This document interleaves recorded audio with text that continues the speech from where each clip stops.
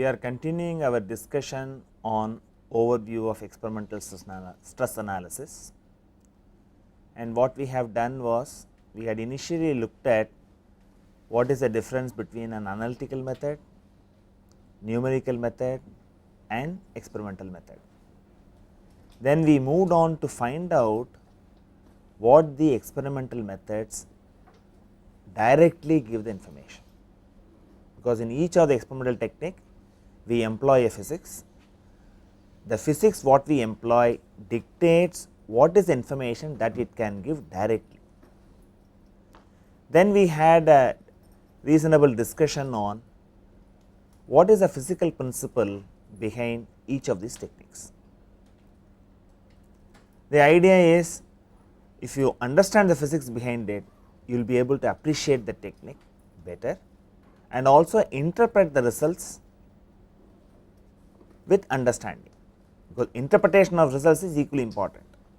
In most of the optical techniques you get the fringe field, and we had a reasonable discussion on what is the richness of qualitative information you get. Our ultimate objective is to get quantitative information, but certain decisions which require the immediate attention could also be obtained by looking at qualitative information. Then we also discussed that all these techniques have been greatly influenced by technological development. So, what we saw in the last class was what are the key technologies that have influenced the experimental mechanics. We saw that invention of lasers gave a boost to interferometric techniques, then pulse lasers,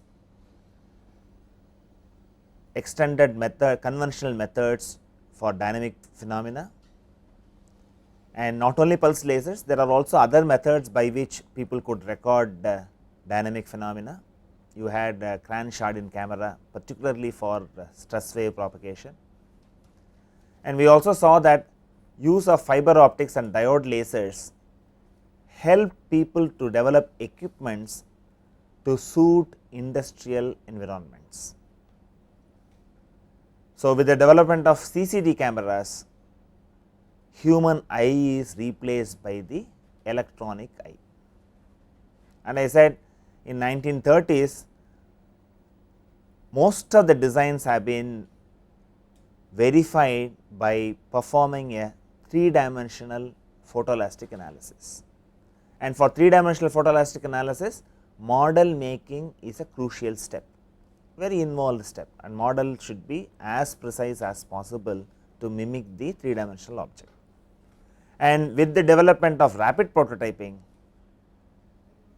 what you find is a process called stereolithography provides models that are photoelastically sensitive. So, rapid prototyping has significantly simplified creation of 3-dimensional models for photoelastic analysis. And what I said, if you look at closely the development of science, material research has always played a very key role. And what you find here is new materials have contributed to improvements and simplification of experimental methods. So, new material development is a key technological advancement for newer and newer designs and simplified approaches. Earlier you did not have composite aircrafts. With the development of composite materials, now Boeing has gone for a fully composite fuselage. So, it is a technological advancement, reduces the load of the dead weight load of the aircraft, thereby saving fuel. And if you look at photoelasticity, the development of contourable plastics really made photoelastic coatings to industrial components. So, what you find here is the application of reflection photoelasticity was mainly possible for complex objects because of the development of contourable plastics. Here what you do is you make a polymer that is flexible enough, apply it on the model, it will take the same contour as the model, then allow it to cure. So, the contourable plastic has helped in industrial use of reflection photoelasticity. And the development of photoresist has greatly influenced improved printing of Moire gratings and also cost effective holograms. All these hologram stickers have some form of photoresist material. So, any material development has always influenced advancement of technology. Then if you come to high temperature strain measurement, development of Kangal has helped, and you have high temperature strain gauges.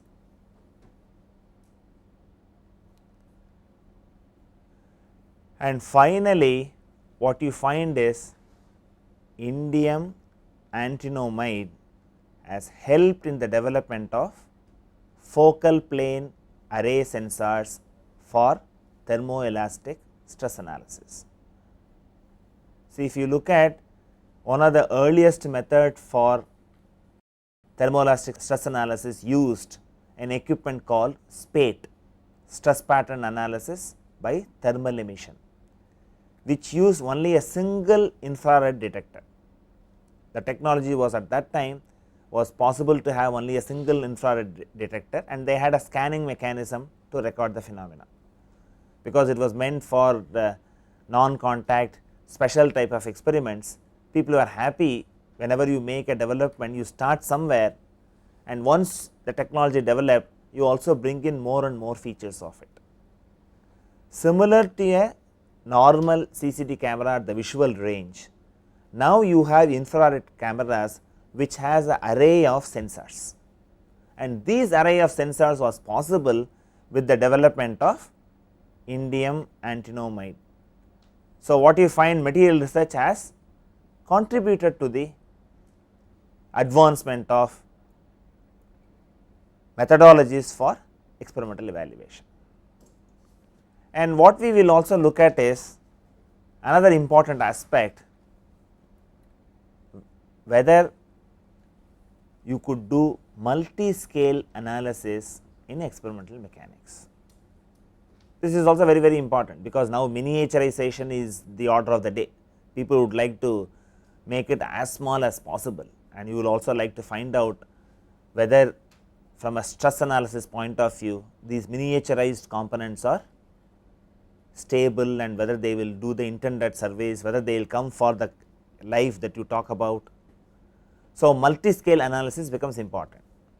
Suppose you take a strain gauge technique, what happens?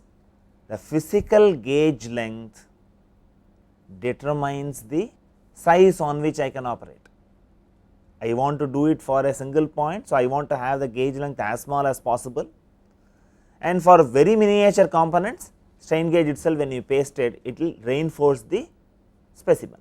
So, we do not want to use, we will not be in a position to use in such applications. On the other hand, when you come to optical methods, it is the optics which dictates what is the scale in which I can operate. And once you get into this, researchers have developed specific equipments, and you have that available in the literature, and it is very important that you need to have some of these in your notes, so that you know how these are used. So, what I am going to give you is, for each of the technique, what is the key paper that will give you an idea that this is also applied at a different scale. And in order to save time, what you could do is, rather than writing the journal name completely, you can write it as an abbreviation, and also write the first author and put et al. For you to access it. So, photoelasticity at microscale, you have H. Fessler et al. it was published in 1987, and you have a micropolariscope for automatic stress analysis. This was published in Journal of Strain Analysis for Engineering Design. You just write it as JSA, and the issue number and page numbers are noted. So, you abbreviate this reference, and this also gives you an idea what are the journals that you should look at for you to get additional information on experimental mechanics. So, that information also you get indirectly from the list of references you have, and you should also know photoelasticity is applied at micro scale. We have already seen Moire, we have already seen holography being applied at micro scale, and these are all very important information for you to know how experimental mechanics can be applied. So, Moire analysis at micro scale, you have Hahn and Post in 1992, and they have come out with an immersion interferometer for microscopic Moire interferometry. This has been published in Experimental Mechanics, write it as EM, that is good enough. So, what you could do is you could just write the author, year, journal and the page reference. With this, it is possible for you to access the information in the library, and you could have a look at those papers. And N.S. Leo and V. Prakash in 2000, they have come out with a Moire microscope for finite deformation micromechanical studies, again in experimental mechanics, and you have the page numbers. So, just write the first author, year, abbreviated name of the journal and the page number. This information is sufficient for you to look for these journal papers later, and likewise we are going to do it for each of the technique, what is the available reference, some of the key references. You will have several references given in the end of the paper, that will also give you an idea what way you can go about. Then you come to holography, you have a paper by C. Brown and R. J. Pryputniewicz in 1998, published in Optical Engineering, you can put it as OE, and this was for holographic microscope for measuring displacements of vibrating micro beams using time average electro optic holography. So, micro beams, all these have become important from nano level studies now. People are going in for miniaturization. So, you have to find out whether these components are stable at those scales. And speckle methods, you have U. Paul Kumar and others, published in 2008. It is published in Optics and Lasers in Engineering, you could abbreviate it as OLEN. So, it is published in OLEN, and these are all the page reference, and this we had seen when we looked at speckle methods. We were getting the pressure sensor, it is a rectangular pressure sensor, and you have this out of plane displacement was recorded by speckle methodology, and it is a MEMS application. Then we move on to nanoscale studies have been done, and digital image correlation in conjunction with an atomic force microscope. And that is what I have been saying, digital image correlation is an emerging technique. The greatest advantage is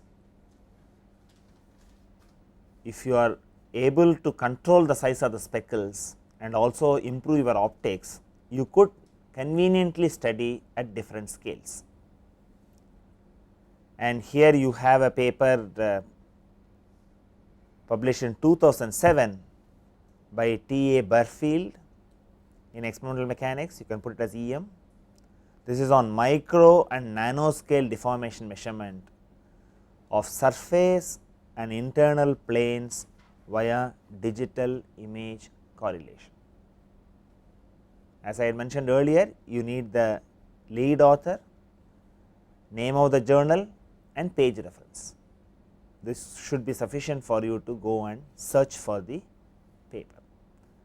So, you have seen you have to look at experimental mechanics, optics and lasers in engineering, journal of strain analysis, and you can add to this list experimental techniques. These are all the journals that you would be finding it useful from the point of view of looking for additional and recent information. And you also have holography at nanoscale. This is essentially a group led by Pryputniewicz. They have done extensive studies on MEMS, and mind you, this is about 3,60,000 RPM. You have a micro gears rotating at 3,60,000 RPM. People have done experiments on such miniaturized and such high speed applications, and this is done by stroboscopic optoelectronic laser interferometry microscope. It is a very sophisticated methodology. Only very few people in the world could achieve such high level of precise experimentation. So, it is very interesting. I thought that you should know it is not few thousand RPM, it is 3,60,000 RPM, very high speed rotating gears. So, here again this is in a proceedings of SPIE. So, you write that 4101B, these are all online accessible.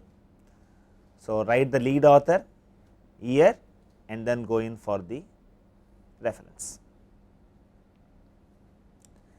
Now, the other aspect what we will have to look at is what are the trends in experimental mechanics. So, one of it, once computers are developed, numerical techniques became very popular, and if you do not use computers in experimentation, you will also fall back. So, computers are also being employed in experimentation, and what you find is they have been used extensively for data acquisition, and also has significantly changed the way in which experiments are conducted. This is a very important aspect. Earlier people have to go and wet their hands, now it is all press of a button. So, what you find here is when you have experiments on large scale structures, collecting data by strain gauge was a nightmarish experience. It is no longer so. With computer data acquisition, multi-channel strain measurement of thousands of channels is very simple now.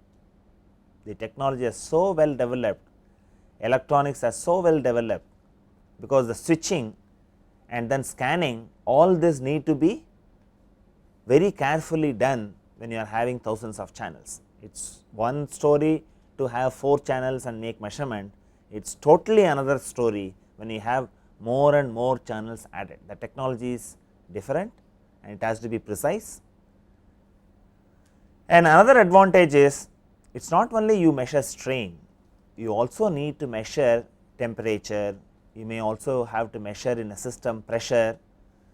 So, what you have is with strain gauge based temperature, pressure sensors, it is also easy to record temperature, pressure at specific locations. So, what you have is you measure strain, you also in a position to measure temperature, you are also in a position to measure pressure, and some of these will always come in a combination. You may have to, if you are really looking at a structure how it behaves, you may have to have this data. So, now I can have one data acquisition system which could record in some points temperature, some points strain, some points pressure. So, I need to identify which are all the locations where I want to do, and what was possible, what has made this possible? Technology, electronics, and you can also measure displacement using LVDTs. They can also be combined to the multi-channel strain measurement. So, experimentalists now have more choice in planning an experiment conveniently, I have always been mentioning experiments are planned and executed. You anticipate values. Unless you anticipate values, you will not know what instrumentation to use, and anticipation of values also helps you to look for surprises. You need to have an open mind when you do an experiment. You will have to have and take the surprises, find out why you have a surprise information. In most cases, it may be because of certain approximations you would have done in your analytical or numerical methods, which would have escaped reality. It has several times happened. Experimental measurements or truth, raw data is very, very important, but you should record raw data as accurately as possible. When I say raw data is important, you should find out how an experimental technique has to be carried out, follow all the steps and record raw data as accurately as possible. Then raw data is sacrosanct. If you take a very casual attitude in doing the experiment, raw data is no longer sacrosanct. So, if you record the raw data and you find surprises, first thing you go and find out, have you made any approximation in your analytical modeling or numerical modeling, which could be improved so that those results will match with experiment. In fact, if you take a simple cantilever and put an end load, and if the cantilever has sufficient depth, your experimental measurement will definitely be different from your PLQ by 3EI approximation, because you ignore shear deformation in that formulation. So, you can't go and say the experiment is wrong. You have not accommodated shear deformation in your formulation, and your experiment has revealed there is a slight variation. The variation will be small. If the depth of the beam is more, if shear effects are predominant, then the deviation will be more, and it again depends on the sensitivity of your measuring system. If the measurement system is accurate enough, you will be able to see the difference. So, that is how you have to look at it. And now, what you have when you have a complex situation, because you have one multi-channel strain measurement can accommodate temperature, pressure and displacement sensors in one platform, it makes your life lot more convenient and help you to plan your experiment much more intelligently. Then what are all the other development that has influenced? And what you have here is, there are two aspects. Data processing is now very fast. For example, double exposure techniques, you can make it appear more as real time when you do computer processing, because your processing of computers is very fast in handling large scale images. This is not the only advantage. If you go and look at thermoelastic stress analysis, or if you look at digital image correlation, and you can post process the measured data, temperature, strain or pressure, they could be represented in a manner convenient for an user to interpret the data. This is not only for the techniques like the image correlation, even strain data. When I have, suppose I have a multi-channel system, I have strain data developed at several places, I would like to see a visual representation even at point information if I get. So, the colors, if you put it in color, you are able to react better, this which you have been doing only in numerical techniques, which can also be done in experimental technique with the availability of computer processing. Then what you have, I have already said, the CCD cameras have replaced human eye in all the optical methods. So, what you find is, it has brought about a fundamental change in data acquisition in optical techniques. The advantage here is, I could record intensity information using CCD cameras at several frames per second. This has modified the experimental approach developers to find out new ways of processing this intense information. So, what you find now is you have techniques known as phase shifting techniques have come into place, and they are the norm for most of the optical methods, where one aims at acquiring quantitative data at every point in the model domain. This was unthinkable earlier. If they have to record intensity, they had a photomultiplier tube and it has to be moved over the model domain and you have to process data, it is time consuming. Now, with CCD cameras, I get intensity data over the field at several frames per second. So, I could also record slowly varying time phenomena. With high speed cameras, it is also possible to record dynamic events. With appropriate optics, you could record multiple images. So, technology has really advanced with the development of computers, and experimental methods have taken full advantage of it. So, this is the positive side of it. What is the other aspect? And people want to have user friendly equipment. So, when they have goal as user friendly equipments, the systems are developed to an extent that one looks at the final result in conveniently colored plots. What is the outcome of this? The equipments are astronomically priced, with no educational institutions could afford to buy easily. That is becoming the trend. This is one aspect of it. The other aspect is, I have always been saying there is joy in looking at fringe pattern, and fringe pattern has lot of information, and you have this information, you can make certain judgment based on looking at the appearance of fringes. And with modern developments, what has happened? One does not even look at the fringe patterns that could give valuable qualitative information, and in the process the physics of fringe formation takes a back seat, which could be dangerous in critical situations. A similar thing happened in development of numerical techniques also. Once finite element got stabilized, so what they found was now we have a very good software which can do all problems.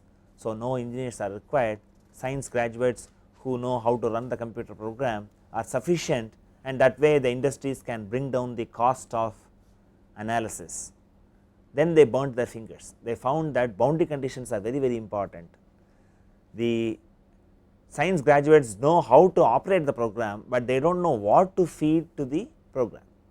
Then they had a scenario where you will have a team leader as a doctoral candidate with a background in engineering, who would decide on boundary condition, and you will have set of people who will run the software. And a similar situation is also lurking on experimental mechanics. So, you need to have user friendly equipments, fine, but it should not go to the extent that physics of the fringe formations takes a back seat, the physics of the methodology takes a back seat, and you press only buttons. So, that is not the way the experimental mechanics should go. And the caution here is, for well established techniques for specific industrial applications, particularly if you go and look at glass manufacturing, they employ photoelasticity, and when they employ photoelasticity, what they do is they have to control glass process parameters. For this, they have well developed equipment. You have to press few buttons and then keep monitoring the process. That is a specific application where you need some level of automation, some level of fast response. For such industrial applications, this kind of user friendliness may be all right, but they are not good in a learning or research environment. So, you need to find out make a difference. When I am in a research and learning environment, I want to know everything about the experimental technique. I want to know its advantages, I want to know its limitations, because In a real scenario, I may invent a new methodology to extract information in the way I want it. I do not want to go and use it as a black box, press some buttons and report the results. That is not the way a learning and teaching environment should be. So, in this course we would focus more on physics behind the experimental techniques, and that will give you certain level of confidence. Although phase shifting methods are norm of the day in optical methods, we would focus on the conventional approach of looking at fringes, so that you gain insight into experimental method as well as improve your understanding of solid mechanics, because many of those things you would have just seen it in the books as equations, and when you see them as fringe patterns, you also have an appreciation how the values are at different points on the model. It will also reinforce your understanding of solid mechanics. So, that is what we will look at. And now we move on to a very important topic, how to select an experimental technique for a given problem. And this is one of the crucial steps, whether I can choose one technique or combination of techniques to solve a problem on hand. And you have reasonable information now, though we are discussing only overview, you already know what are the information an experimental technique can give directly, and you also know the physics behind the technique. Now, when you are confronted with the actual problem, so you will have to find out, if you want to get strain information, you will definitely go to strain gauges. If your focus is on displacement information, you will go and choose among the many displacement methods which one you would like to select for a given application. And in all this, you could give certain guidelines. These are only guidelines, these are not like definitive steps that this is the way you will go about, and we will have a look at some of these guidelines systematically. And what you should understand is, selection of a technique depends on several factors. One of the first factors which what is the time available for analysis. If you have time at your disposal, you can take your most elaborate method and then accurate method and find out the values. But if the time available is short, then you will have to find out which technique is appropriate. So, time available for you to do the analysis is one of the very important steps that you should consider. Then you have level of accuracy, that is what I said. If you want higher level of accuracy, then you will require more time for you to do it. If you want to get quick results, suppose I want to go and look at an industrial component and I want to find out approximately which are all the stress concentration zone, I would apply a brittle coating technique and then find out where the cracks have formed. So, that gives me quickly in a huge structure where to identify. But if I want refined quantitative information, then I have to pay strain gauges, and strain gauges it will take some time for you to cure and then make the measurement. And on the other hand, if you want to do online monitoring, then even the pasting of strain gauges will require more time for you to do it, but you may allow the strain gauge to remain on the structure for months together. Particularly in civil engineering bridges, they do such type of studies over a period of time, what happens. So, time available, level of accuracy required, both are important. Then the range of strain or stress to be measured, and in any measurement technique range is very important, because that dictates. Suppose I work on large deformation, then I will choose a technique of a particular kind, but on the other hand, if I have to look at small strain levels, then I will have to look at for a different type of experimental technique. So, the range is very important, and extreme conditions like high temperature high strain rate, etc. Suppose somebody wants to analyze re-entry vehicles, which is becoming very common these days. Several countries are trying to develop such technologies, and you need to find out what is an appropriate technique. People have attempted digital image correlation for such applications. And suppose somebody wants to find out what happens in an offshore platform, which is in a very aggressive corrosive environment. You have the sea water. So, when you have that, you have to select a technique like strain gauges, obviously. And what is the thoroughness of the study required, and what is the cost permissible for the study? See, for a conventional industry which is doing the consumer goods, you will look at cost permissible in a particular fashion, you will factor it in a manner.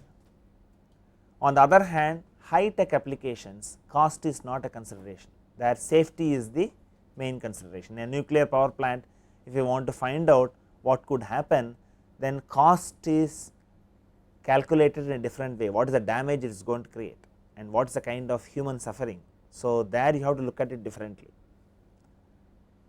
So, all these factors are very important, and when you have looked at these factors, what way should we go about? And as I mentioned earlier, there are no fixed guidelines in selecting an experimental technique, and by and large what will you do? You will select a technique based on the expertise available and the equipments one has access to. So, this also indirectly dictates, you may have several techniques that are suitable for a given problem on hand, but you would definitely choose those techniques that you have access to, and also you have personnel trained in employing those techniques. See, one common drawback what I find in the minds of people is, people think anybody can go and do experiments. It is not so. You need to have proper training, and you need to be very sensitive right at the beginning of the experiment. You have 5 steps in an experimental analysis. Each of these steps you should do it very carefully, only then you are guaranteed with accurate information at the end of the experiment. You cannot suddenly wake up at the stage 4 or stage 5, from now onwards I will make the measurements accurately.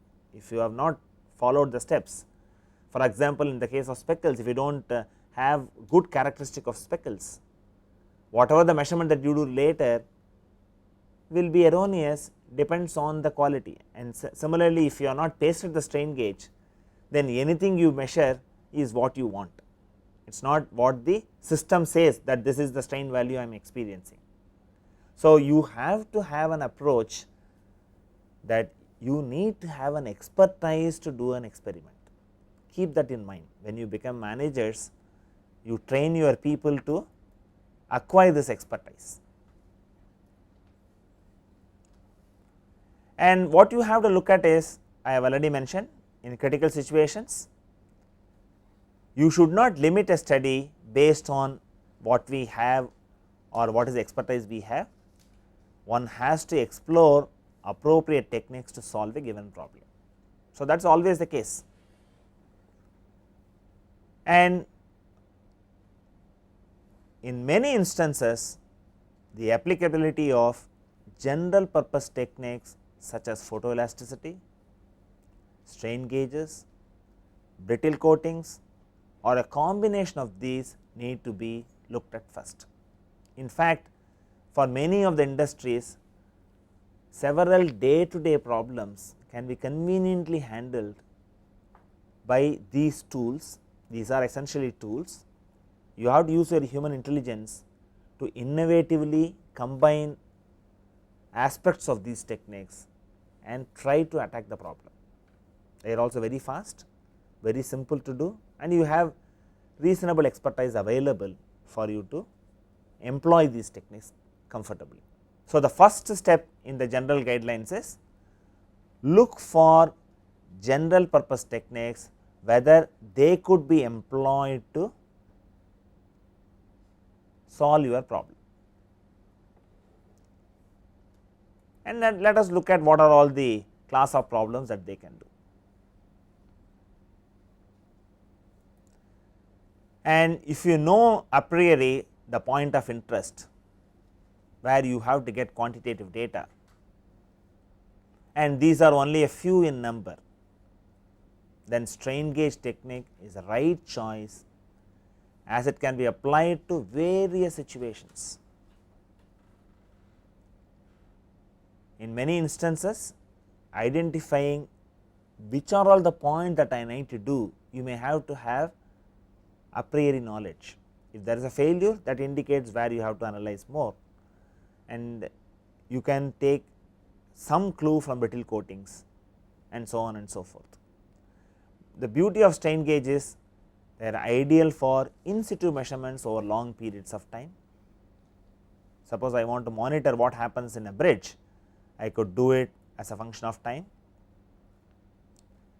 And remote locations, that is what I said. Suppose I want to find out what happens on the top of the TV tower, because you have wind loads and you want your tower to be safe, and you want to find out some measurements there, I can have telemetry to do this. And you always want to study rotating components. You have compressors, you have turbines, you have many rotating components which require thorough study. I can use strain gauges by the use of slip rings or use of telemetry. I can mount them on rotating components. Here the accessibility is very crucial. Unless you take special steps, you cannot employ optical methods here.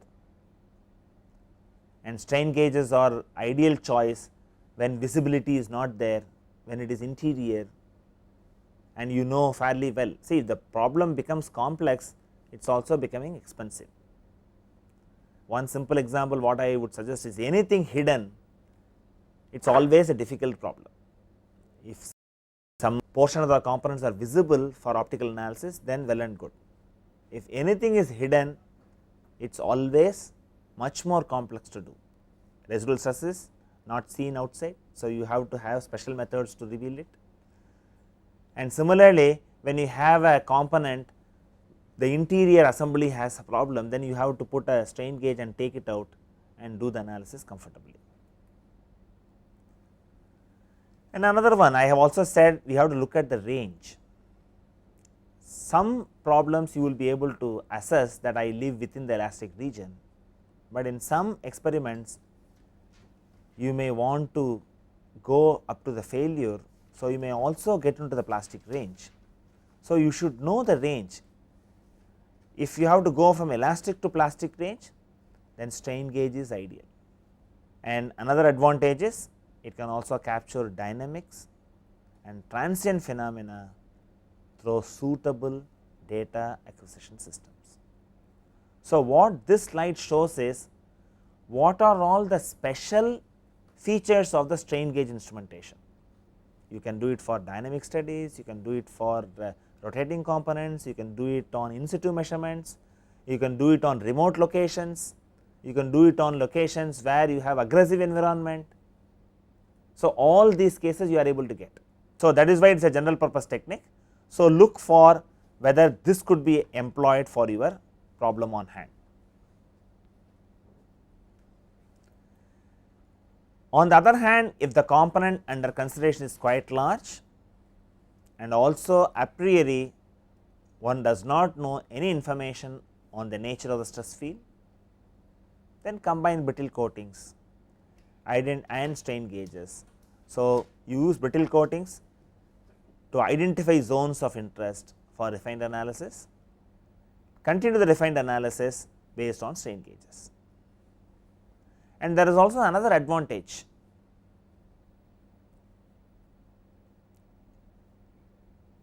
The record of brittle coating crack pattern provides the principal stress directions, and this information can significantly reduce the number of strain gauge channels required for further refined analysis, and this is used in large structures people take the advantage of knowing the principal stress direction. On a free surface, if the principal stress directions are known, instead of 3 strain gauges, I place only 2 strain gauges. So, instead of 3 channels, I need only 2 channels per point. So, that way if my measurement system has only 1000 channels, I can now handle 500 points rather than around 300 points if I have to use 3 strain gauges. So, you take advantage of an optical technique. The brittle coating provides the whole field information. You visually inspect, here the optics is nothing but visual inspection.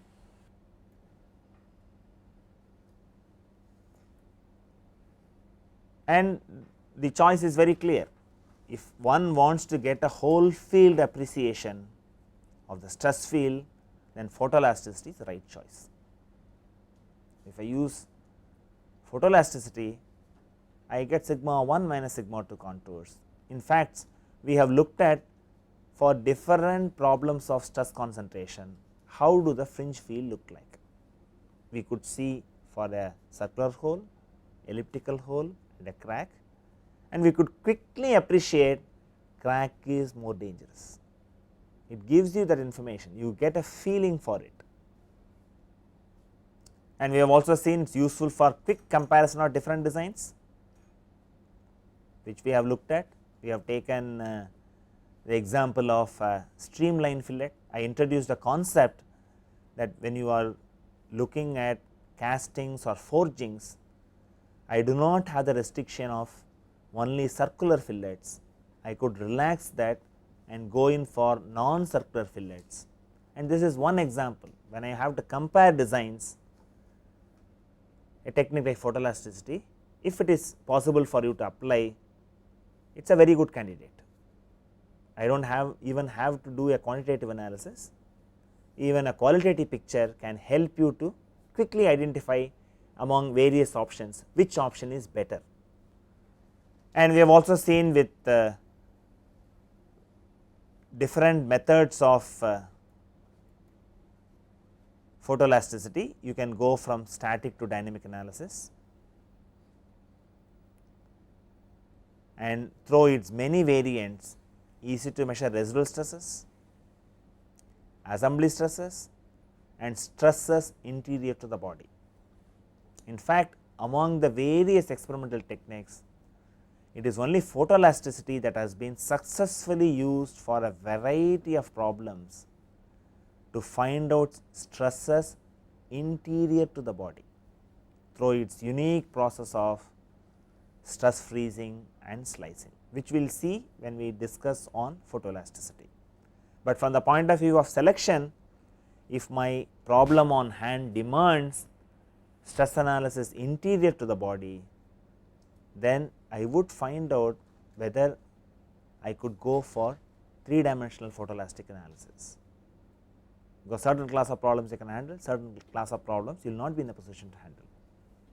Transmission photoelasticity uses transparent models, and the extrapolation of the results to metallic prototypes for plane stress and plane strain problems is achieved through the use of principles of theory of elasticity. You are actually using a model, and model study would still require the proper use of similitude relations, which would be discussed in the later part of the course. For analyzing anisotropic materials such as composites, although photoorthotropic elasticity has been developed, the interpretation of results become extremely complex due to material anisotropy.